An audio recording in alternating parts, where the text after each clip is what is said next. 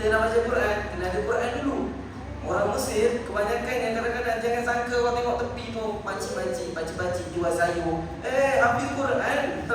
Hebat orang Mesir. Luar biasa. Jadi beliau ni berasal lahirnya daripada Mesir. Jadi beliau juga adalah ulama besar qiraat.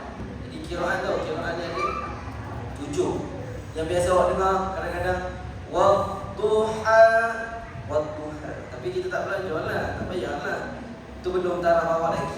Kita baca wadduha. Ada yang baca wadduha wal laili idza saja. Apa nanti juga. Tapi jangan main-main. Ini betul ni qiraat. Jadi qiraat ni apa dia? Bacaan, cara bacaan. Yang 7 yang mana ini semuanya betul. Tapi kena belajar. Kalau ikut-ikut saja, tengok video, bawa tu kita ikut boleh? Tak boleh. Dia kena bertalaki. Tengok kata yang besar-besar yang kecil-kecil. Nak jadi imam nanti kok dah balik kampung nanti. Dekat kanak raya nanti nenek suruh Khalid jadi imam lah. Nampak sekolah Siti contoh misalnya. Jadi imam Khalid buat lain daripada lain lah. Wadduha wal laili idza saja. Tak boleh. Dia kena belajar. Faham? Jadi qiraat kena belajar. Jadi Al-Mutawalli, Imam Mutawalli ni adalah ulama besar qiraat Mesir dan juga pakar dalam sanad dan riwayat bacaan Al-Quran. Kemudian beliau juga mengajar ramai pelajar dari berbagai negara. Jadi di Mesir itu bukan hanya orang Arab, orang Malaysia pun belajar di Mesir. Kadang-kadang ada orang yang daripada India pun belajar di Mesir. Macam kemudian apakah sumbangan beliau terhadap Islam? Iaitu yang pertama, ulama rujukan dalam sanad qiraat. Ini dengar betul. Itu saya tanya pada ni. Yang pertama pada ulama rujukan dalam sanad qiraat. Maknanya kalau orang belajar qiraat mesti tak sambung kepada sanad ni. Apa dia sanad? Tahu sanad? Sanad ni dia punya sandaran. Tahu? Kita belajar ilmu, kita kena ada sanad. Supaya apa dia? Ilmu tu jelas. Ilmu tu dia ada disiplin ilmu.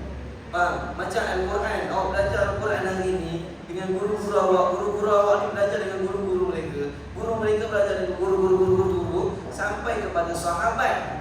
Bila sampai ke sahabat, siapa yang ajar sahabat? Nabi Muhammad sallallahu alaihi wasallam. Rasulullah. Jadi ilmu ni dia ada sandaran dia, rantaian dia. Sambung sampailah kepada Rasulullah. Jadi itu yang tak boleh belajar dalam Google. Pakai Google je tak boleh. Dan Ustaz suruh cari biodata tentang sahabat macam mana. Itu yang Ustaz suruh buka balik. Ustaz suruh awak baca betul tak betul. Kalau tak nanti awak Dalu sesatkan pula. Jadi itu sebab Ustaz yang tahu nak faham. Jelas. Okay, baik. Kemudian yang kedua, yang tadi ulama rujukan dalam sanad qiraat.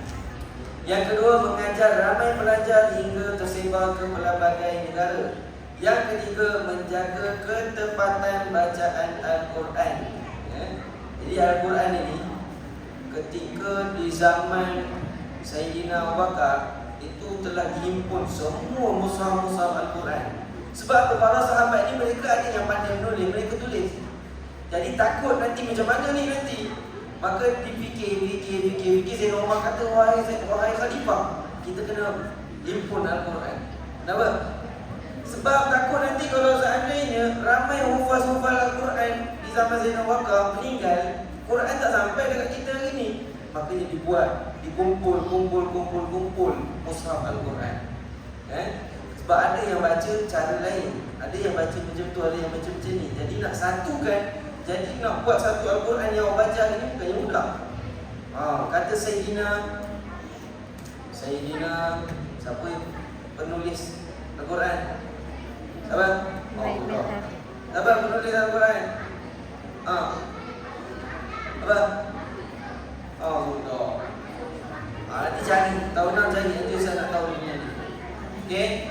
Jadi sahabat tu kata apa dia? Demi Allah, memindahkan gunung lebih mudah bagi aku daripada menghimpunkan Al-Quran. Jadi siapakah sahabat tu, nanti cari siapa sahabat. Siapa? Siapa? Nanti cari pada rumah, nanti cari tahu. Ali bukan seperti awak cakap Ali. Jadi di antara adab kita, pastikan kita nak sebut nama sahabat, jangan sebut Ali, Umar. Jangan, itu adik kita adalah Ali. Sama mana Umar? Umar mana Umar? Umar lagi. Umar, itu Umar.